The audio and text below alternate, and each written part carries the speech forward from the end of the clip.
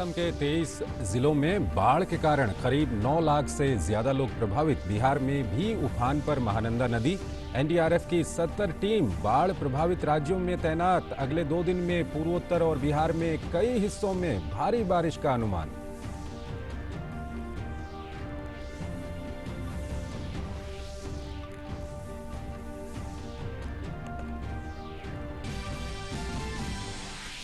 महाराष्ट्र में पूरी तरह खत्म नहीं होगा लॉकडाउन, बल्कि चरणबद्ध तरीके से मिलेगी छूट। कल से गुवाहाटी में लागू हुआ 14 दिन का पूर्ण लॉकडाउन। तो वहीं मणिपुर में भी 15 जुलाई तक बढ़ाया गया लॉकडाउन।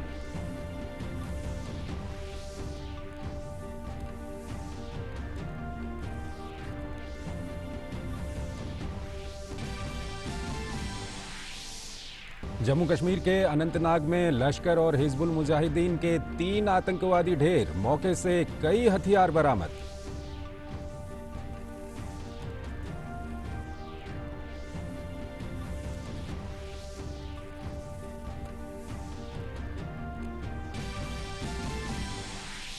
भारत में 3,21,000 से अधिक कोरोना के मरीज स्वस्थ। रिकवरी रेट हुई 58.67%। 2,10,120 सक्रिय मामले।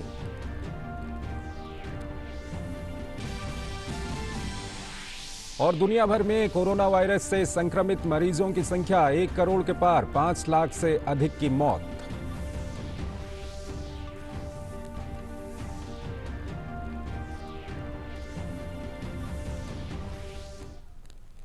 नमस्कार, डीडी न्यूज में आपका स्वागत है। मैं हूं चंद्रशेखर जोशी और आइए अब खबरें देखते हैं विस्तार से। मध्य प्रदेश के मुख्यमंत्री शिवराज सिंह चौहान इस समय दिल्ली में हैं और कहा जा रहा है कि कल उनके मंत्रिमंडल का विस्तार हो सकता है। इससे पहले कल दिल्ली में शिवराज सिंह चौहान ने नरेंद्र सिंह तोमर सहित कई बड़े भाजपा नेताओं से मुलाकात की थी। बताया जा रहा है कि चौहान आज भाजपा अध्यक्ष जेपी नड्डा से भी मुलाकात कर सकते हैं और मंत्रिमंडल विस्तार पर चर्चा कर सकते हैं। पिछले दिनों शिवराज सिंह चौहान ने कहा था कि मध्य प्रदेश में पार्टी अध्यक्ष के स्तर पर नामों पर लगभग सहमति बन गई है। लिहाजा अब केंद्रीय नेतृत्व यानी भाजपा के राष्ट्रीय अध्यक्ष से जल्द दिल्ली में चर्चा कर मंत्रिमंडल का विस्तार किया जाएगा। भाजपा के प्रदेश अध्यक्ष विष्णु दत्त शर्मा भी शिवराज सिंह के साथ दिल्ली दौरे पर हैं। इस सब के बीच आज राजभवन से जुड़ी भी एक खबर आई है। यूपी की राज्यपाल आनंदीबेन पटेल को मध्य प्रदेश का अतिरिक्त प्रभार सौंपा गया है। दरअसल मध्य प्रदेश के राज्यपाल लालजी टंडन की तबीयत खराब है और वो लखनऊ स्थित एक अस्पताल में भर्ती हैं।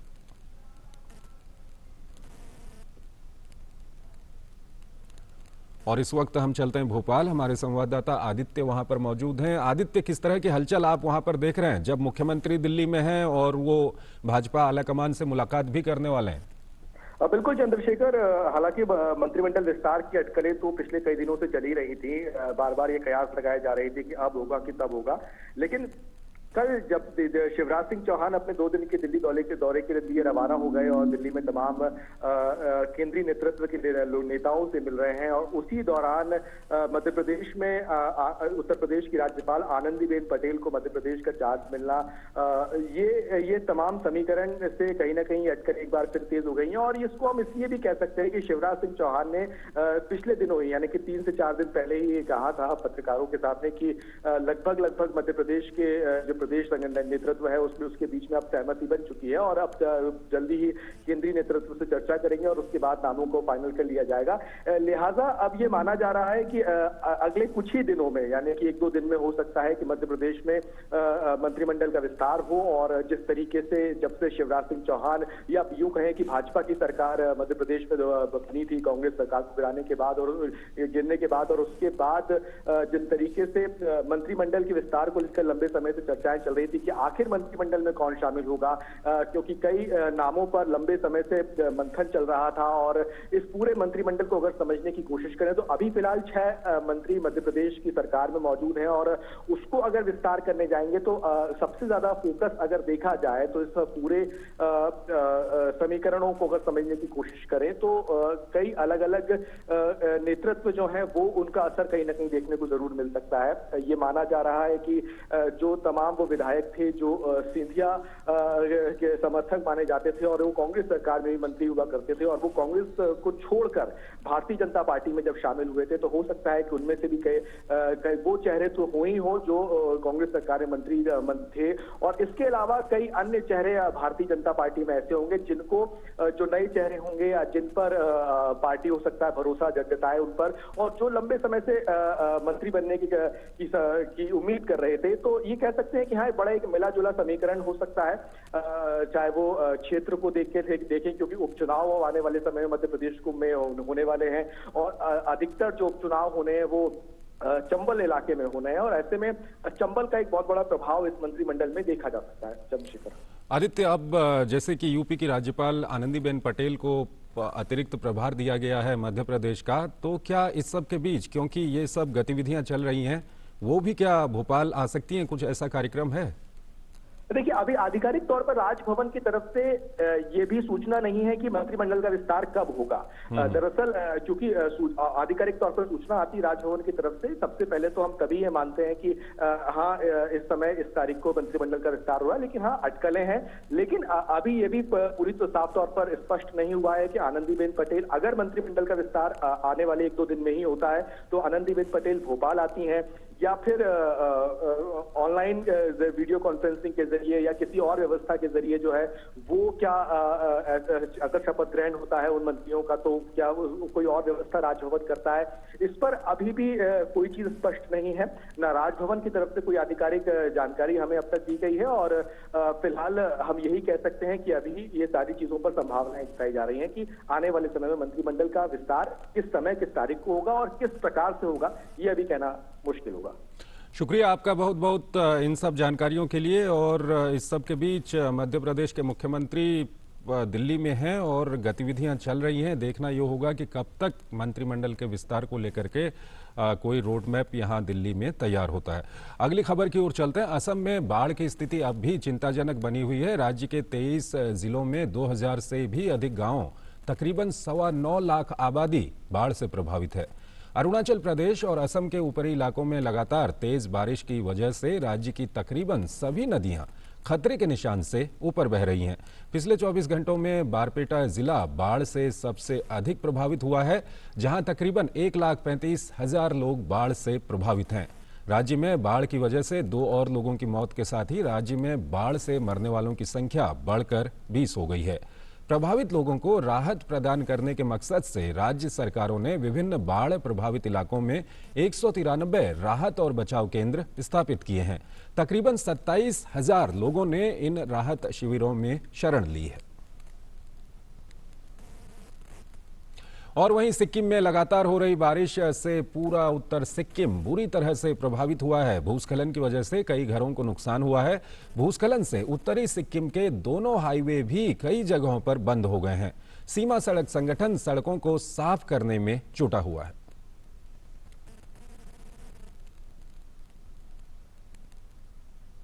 और वहीं बिहार के कई इलाकों में भी बाढ़ के कारण स्थिति गंभीर हो गई है। महानंदा नदी के उफान में आने के कारण सीमांचल क्षेत्र में बाढ़ आ गई है। महानंदा का जलस्तर इसके बहाव वाले अधिकांश क्षेत्रों में बढ़ता जा रहा है।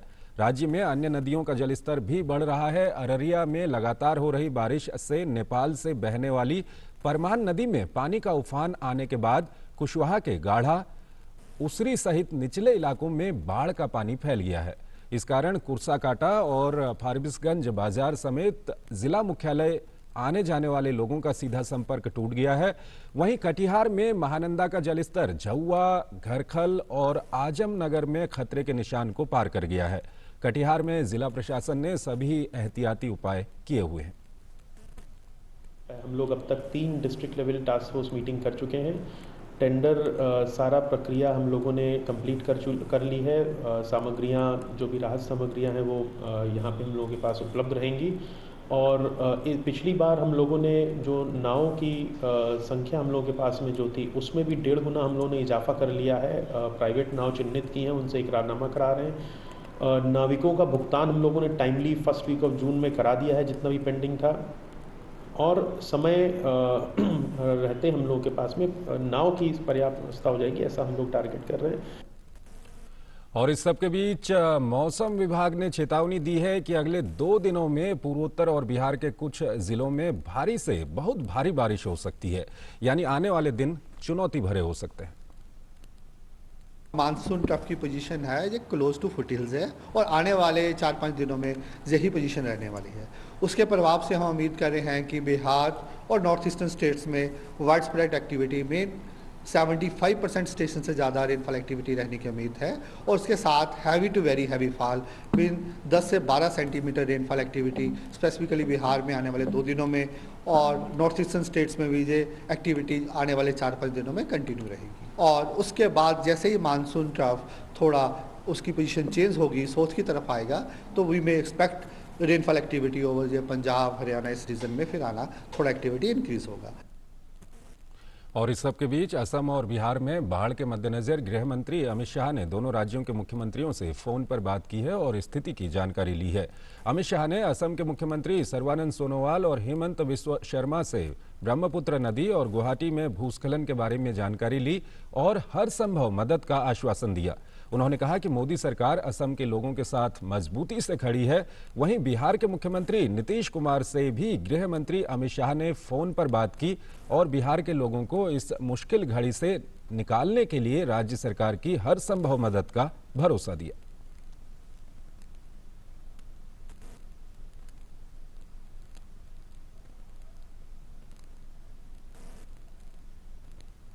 इसके अलावा असम और बिहार के अलावा पश्चिम बंगाल में बाढ़ के हालात को देखते हुए राहत और बचाव कार्यों के लिए विभिन्न राज्यों में एनडीआरएफ की 70 से ज्यादा टीमों को तैनात किया गया है।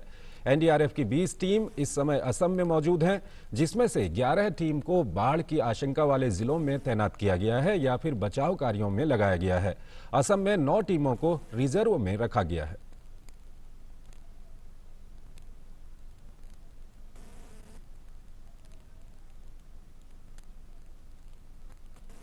बात करें बिहार और पश्चिम बंगाल की, तो दोनों राज्यों के अलग अलग जिलों में एनडीआरएफ काम में लगी हुई है। बिहार में 12 टीम तैनात हैं तो 2 टीम को अलर्ट मोड पर रखा गया है। इसी तरह पश्चिम बंगाल में 10 टीमें तैनात की गई हैं तो यहां 60 टीमों को स्टैंड बाई रखा गया है।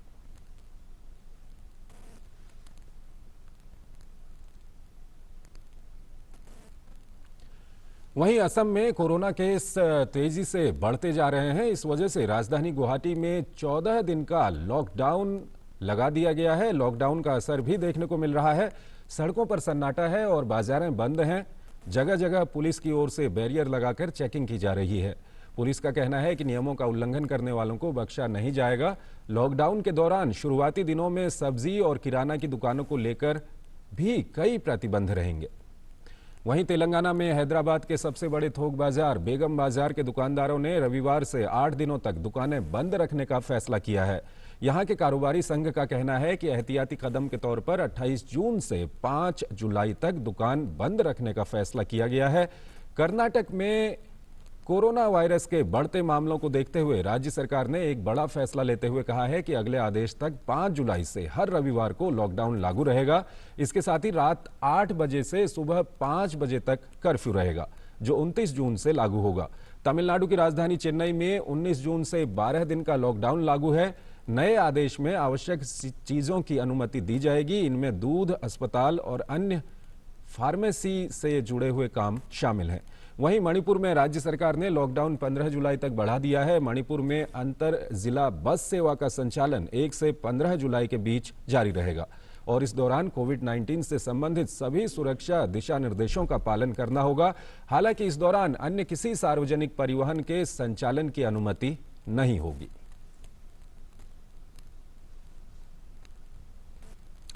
दिल्ली से सटे गुरुग्राम में 1 जुलाई से शॉपिंग मॉल खुलने जा रहे हैं, मगर मॉल प्रशासन को इसके लिए सख्त मानक संचालन प्रक्रिया का पालन करना होगा।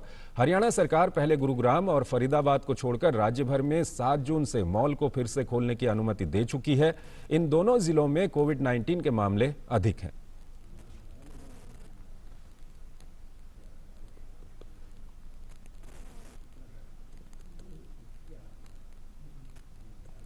और आइए अब चलते हैं अगली खबर की ओर। पश्चिमी रेलवे मुंबई उपनगरीय रूट पर आज से अतिरिक्त ट्रेन चला रही है। इसके लिए पश्चिम रेलवे ने मुंबई उपनगरीय खंड पर वर्तमान में चल रही 162 सेवाओं में 40 अतिरिक्त उपनगरीय सेवाओं को जोड़ने की घोषणा की है। इस घोषणा के साथ पश्चिम रेलवे उपनगरीय सेक्शन में आज से 202 ट्रेन चलेंगी। 40 अतिरिक्त सेवाओं में से 20 धीमी सेवाएं चर्चगेट से मेन लाइन पर चलेंगी। इसमें से 10 अप दिशा में और 10 डाउन दिशा में जाएंगी। मेन लाइन के बीच 2 धीमी सेवाएं वसई रोड से डाउन की ओर, वसई रोड से 2 तेज सेवाएं अप दिशा में चर्चगेट की ओर, 2 धीमी सेवाओं में अप दिशा में वर्सोवा सांता क्रूज के बीच और चर्चगेट और वर्सोवा के बीच 14 तेज सेवाएं चलाई जाएंगी। मुंबई में कोविड-19 की बढ़ती संख्या को देखते हुए पुलिस ने आज बड़ी कार्रवाई करते हुए 7,000 से अधिक वाहनों को जब्त किया है। ये एक दिन में अब तक वाहनों की सबसे अधिक संख्या है। रविवार सुबह से पुलिस की अलग अलग टीमें सड़कों पर बड़ी संख्या में दिखाई दी और गाड़ियों की गहन जांच पड़ताल की। लॉकडाउन के नियमों की अनदेखी करना और बिना किसी आवश्यक काम के गाड़ी लेकर सड़क पर निकलना कई लोगों को भारी पड़ गया। पुलिस की माने तो ये कार्रवाई सोमवार को भी जारी रहेगी। लॉकडाउन जब इज आउट हुआ है तो मोटरसाइकिल पे सिर्फ राइडर ही अलाउ है, कोई पिलियन के साथ अलाउ नहीं है। सेकेंडली जो 4 व्हीलर या रिक्शा है इसमें ड्राइवर के अलावा 2 पैसेंजर्स ही अलाउ है, जिसका पालन करना चाहिए। लेकिन ये भी जो है ये सिर्फ एसेंशियल एक्टिविटीज़ के लिए है, इमरजेंसीज के लिए, ना कि हम लोग घूमने निकले। तो पुलिस का कहना है कि आज पूरे दिन ये कार्रवाई वहां पर जारी रहेगी और महामारी के खिलाफ जंग तेजी से चल रही है। सरकार की ओर से किए गए प्रयासों से काफी सकारात्मक परिणाम देखने को मिले हैं। हर रोज संक्रमण के सक्रिय मामलों की तुलना में ठीक होने वाले लोगों की संख्या बढ़ती जा रही है। ठीक होने वाले लोगों की संख्या एक्टिव केस के मुकाबले 1,11,000 अधिक हो गई है। देश में इस समय 2,10,120 लोग कोरोना से संक्रमित हैं, जबकि 3,21,722 लोग अब तक इस गंभीर बीमारी से ठीक हो चुके हैं। देश में कोरोना संक्रमण से ठीक होने वालों की दर फिलहाल 58.67% है। भारत में अब कोविड-19 को समर्पित 1,036 डायग्नोस्टिक लैब हैं। इसमें 749 सरकारी और 287 प्राइवेट लैब हैं। वर्तमान में भारत में 1,77,529 आइसोलेशन बेड, 23,168 आईसीयू बेड और 78,060 ऑक्सीजन युक्त बेड के साथ 1,055 समर्पित कोविड हॉस्पिटल्स हैं। 1,40,099 आइसोलेशन बेड, 11,508 आईसीयू बेड और 51,371 ऑक्सीजन समर्थित बेड के साथ 2,400 कोविड स्वास्थ्य केंद्र भी संचालित किए जा रहे हैं। इसके साथ ही 8,34,128 बेड वाले 9,519 कोविड केयर सेंटर भी हैं। केंद्र ने राज्यों, केंद्र शासित प्रदेश और केंद्रीय संस्थानों को 1,87,000 से ज्यादा N95 मास्क और 1,16,000 से ज्यादा व्यक्तिगत सुरक्षा उपकरण यानी कि PPE भी प्रदान किए हैं। देश में कोरोना से मरने वालों की संख्या बढ़कर 16,475 हो गई है, जबकि कुल मामलों की संख्या 5,48,318 है।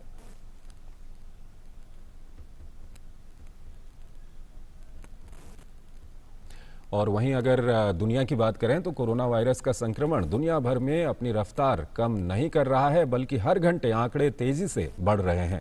दुनिया भर में कोरोना वायरस से संक्रमित होने वाले लोगों की संख्या 1 करोड़ और इससे संक्रमित होकर मरने वालों की संख्या 5 लाख के पार चली गई है।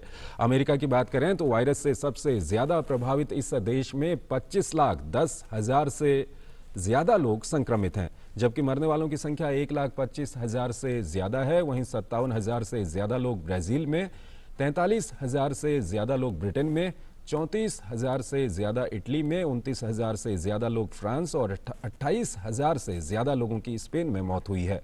अमेरिका, लैटिन अमेरिकी देश और कुछ एशियाई देशों में वायरस के संक्रमण की रफ्तार तेजी से बढ़ती हुई दिख रही है। विशेषज्ञों ने वायरस के बड़े शहरों से निकलकर दूरस्थ स्थानों तक पहुंचने पर चिंता जाहिर की है।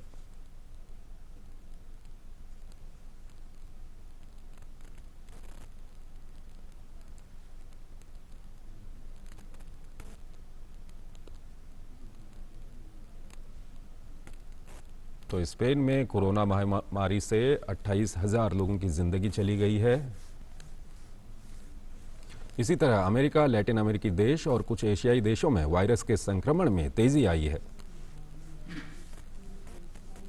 दुनिया भर में कोरोना संक्रमण के कुल मामले 1 करोड़ के पार पहुंच चुके हैं और बड़े शहरों से निकलकर दूरस्थ इलाकों में ये मामले जा रहे हैं। इसके लिए काफ़ी चिंता भी व्यक्त की गई है। और अगली खबर की ओर अब हम चलते हैं। जम्मू कश्मीर में तड़के सुरक्षा बलों को बड़ी कामयाबी हाथ लगी। केंद्र शासित प्रदेश के अनंतनाग जिले में सुरक्षा बलों और आतंकियों के बीच चल रही मुठभेड़ में 3 आतंकी ढेर हो गए हैं। मारे गए आतंकवादी लश्कर और हिजबुल मुजाहिदीन के सदस्य थे। मारे गए आतंकियों के पास से एक AK-47 और 2 पिस्टल बरामद हुई हैं। अनंतनाग के कुलचोहर इलाके में एनकाउंटर जम्मू कश्मीर पुलिस और सेना का संयुक्त अभियान था। तमिलनाडु सरकार ने कहा है कि तुथुकुडी जिले के सांथकुलम में एक पिता पुत्र की कथित तौर पर हिरासत में हुई मौत के मामले की जांच को CBI को सौंप दिया जाएगा। मुख्यमंत्री E. पलानीसामी ने कहा कि पुलिस ने सांथकुलम में लॉकडाउन के दिशा निर्देशों का उल्लंघन करने को लेकर जयराज और उसके बेटे बेनिक के खिलाफ मामला दर्ज किया और उन्हें कोविलपट्टी उप जेल में बंद कर दिया। बाद में दोनों को कोविलपट्टी सरकारी अस्पताल लाया गया, जहां कथित तौर पर पुलिस हिरासत में पूछताछ के दौरान लगी चोटों के कारण उनकी मौत हो गई। मद्रास हाईकोर्ट की मदुरई पीठ ने मामले का स्वतः संज्ञान लिया और जल्द सुनवाई के लिए कहा और मुख्यमंत्री ने कहा है कि अदालत से अनुमति मिलने के बाद इस मामले को CBI के सुपुर्द कर दिया जाएगा। लॉकडाउन को बढ़ाने के सवाल पर मुख्यमंत्री ने कहा, चिकित्सा विशेषज्ञों की टीम के साथ बैठक के बाद ही इस पर कोई फैसला लिया जाएगा। कर्नाटक के मंडावली के रहने वाले बुजुर्ग कामेगौड़ा के जज्बे को सलाम करते हुए PM मोदी ने इस रविवार मन की बात कार्यक्रम में उनकी तारीफ की, साथ ही उनकी जिंदगी से लोगों को अवगत कराया। 80 साल से ज्यादा उम्र के कामेगौड़ा एक साधारण किसान हैं। उनके द्वारा किए गए काम उन्हें दूसरों से अलग करते हैं। कामेगौड़ा जल संरक्षण के काम में छोटे छोटे तालाब बनाने के काम में जुटे हुए हैं। उन्होंने अब तक 16 तालाब खोद लिए हैं। वहीं कामेगौड़ा ने कार्यक्रम में अपने नाम का जिक्र करने के लिए PM नरेंद्र मोदी का आभार जताया। और यही नहीं, प्रधानमंत्री नरेंद्र मोदी ने मन की बात कार्यक्रम में उत्तर प्रदेश के बाराबंकी जिले का भी जिक्र किया। PM ने इस जिले की इस बात के लिए तारीफ की कि लॉकडाउन के दौरान बाराबंकी लौटे श्रमिकों ने अपने प्रयास जिले की कल्याणी नदी को पुनर्जीवित करने के लिए किए। प्रधानमंत्री ने खास तौर पर इन श्रमिकों के इस प्रयास का उल्लेख किया और कहा, अच्छे लोग आपदा में भी अपनी मूल स्वभाव या अच्छाई को नहीं भूलते। प्रधानमंत्री मोदी ने कहा कि नदी के इस नए रूप को देखकर इलाके के किसान और आसपास रहने वाले लोग भी बेहद खुश हैं। गांव लौटने के बाद क्वारंटीन सेंटरों में रह रहे इन श्रमिकों ने जिस कौशल से अपने आसपास के हालात में सकारात्मक परिवर्तन लाया है, वो चौंकाने वाला है। माननीय प्रधानमंत्री जी द्वारा अपने मन की बात कार्यक्रम में कल्याणी नदी की जो प्रशंसा की गई, उससे हम सभी लोगों का उत्साह बढ़ा है। कल्याणी नदी का कार्य जनपद बाराबंकी के विकासखंड फतेहपुर में 2 ग्राम पंचायतों मवैया और हैदरगंज में कराया जा रहा है। प्रवासी व स्थानीय श्रमिकों ने इस चुनौती को न केवल सहर्ष स्वीकार किया, बल्कि अपने उत्साह से पर्यावरण रक्षा, बाढ़ नियंत्रण, सिंचाई संवर्धन का कार्य भी सिद्ध किया। वैश्वीकरण के इस दौर में डिजिटल जीवन शैली मानव जीवन है। इस दौर में भारत सरकार ने भी ग्रामीण क्षेत्र को विकसित करने के मकसद से डिजिटल ग्राम योजना की शुरुआत की है। इससे लोगों को काफी फायदा हुआ है। बक्सर से हमारी ये खास रिपोर्ट देखिए। दलसागर बक्सर जिले का पहला डिजिटल गांव बन गया है। इसकी वजह से गांव का जो विकास हुआ है, इससे यहाँ के लोग काफ़ी खुश हैं। गांव में एक तरफ जहां ग्रामीणों को कंप्यूटर का प्रशिक्षण दिया जा रहा है, वहीं लोगों को बैंकिंग का काम निपटाने में भी सुविधा हो रही है। ऑनलाइन वीडियो कॉन्फ्रेंसिंग के माध्यम से अब शहर के बड़े डॉक्टरों से लोग घर बैठे इलाज भी करा पा रहे हैं। सुविधाएं हमारा ये है कि मैं शहर में नहीं जा सकती हूँ, मेरे गांव में काम हो जा सकता है। जैसे कौन कौन सा काम होगा? मैं पैसा निकालना चाहती हूँ या और अन्य काम करना चाहती हूँ, सारा काम हो सकता है। हर तरह से दूर ना जाए के परी, हमनी के नज़दीक की तो हमारे ग्राम पंचायत है, कोनो काम नज़दीक है, जल्दी होता। जैसे अभी हम आइल बनी अपन पेंशन खातिर ऑनलाइन करावे खातिर, ऑनलाइन हो गई बा हमार। दलसागर सीएससी के संचालक जितेंद्र चौबे का कहना है कि इलेक्ट्रॉनिक और प्रौद्योगिकी मंत्रालय से प्राप्त निर्देशों के अनुसार ही लोगों को ट्रेनिंग दी जा रही है और इस ट्रेनिंग से ग्रामीण इलाकों में क्रांतिकारी बदलाव देखने को मिला है। वहीं छात्रों का कहना है कि उन्हें पहले कंप्यूटर ट्रेनिंग लेने के लिए गांव से बाहर जाना पड़ता था, लेकिन अब उन्हें सारी सुविधाएं सीएससी सेंटर पर ही मिल रही है। फॉर्म भरना हो या फिर कुछ भी करना हो, पहले इसका ज़माना यहाँ पे नहीं था। गांव में हम लोगों को ये सब चीज़ों की व्यवस्था नहीं मिलती थी, इसलिए हम लोगों को बाहर जाना पड़ता था। अब तो हर एक चीज़ गांव पे ही हो गया है। इससे ये फ़ायदा हुआ है कि लोगों को बाहर नहीं जाना पड़ रहा है। छोटे छोटे कामों के लिए उन्हें बहुत चक्कर काटना पड़ता था।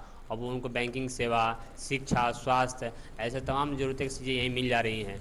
यहाँ पे वृद्ध लोगों के लिए जीवन प्रमाण पत्र के लिए उनका यहीं पर पंजीकरण किया जा रहा है। ऐसे तमाम सुविधाएं मिल रही हैं, आगे भी बहुत मिलती रहेंगी। दलसागर में ग्रामीणों के डिजिटल साक्षर होने का सबसे ज़्यादा फायदा छोटे व्यवसायियों को हो रहा है। अब लोगों को साथ में कैश लेकर चलने की ज़रूरत नहीं रही। वो डिजिटल पेमेंट के ज़रिए अपने पैसे के साथ ही समय की बचत भी कर रहे हैं। इसके लिए यहाँ के लोग केंद्र सरकार को धन्यवाद देते हैं। बक्सर से पुष्पेंद्र कुमार पांडे की रिपोर्ट, दूरदर्शन समाचार, पटना। तो बक्सर से इस अच्छी खबर के साथ ही हम बुलेटिन को यहीं पर समाप्त करते हैं। नमस्कार।